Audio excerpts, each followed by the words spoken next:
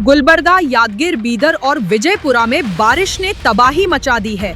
Chief minister Siddaramaiah आज helicopter से इन 4 जिलों का एरियल सर्वे कर रहे हैं ताकि सिचुएशन का असली हाल समझा जा सके।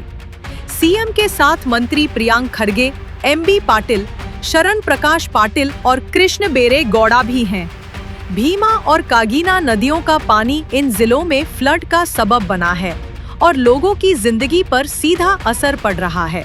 यह सर्वे गवर्नमेंट के लिए फ्लड अफेक्टेड एरियाज में तुरंत मदद और रिलीफ प्लान तैयार करने का एक जरूरी कदम है।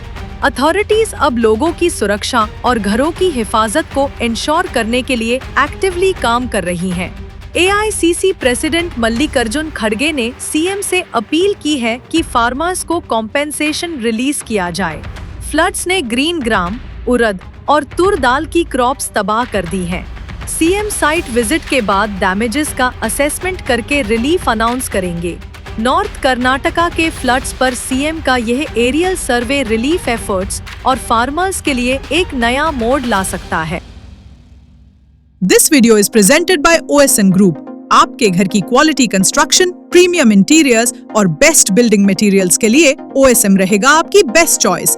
फ्री कंसल्टेशन के लिए जरूर विजिट करें OSM ऑफिस।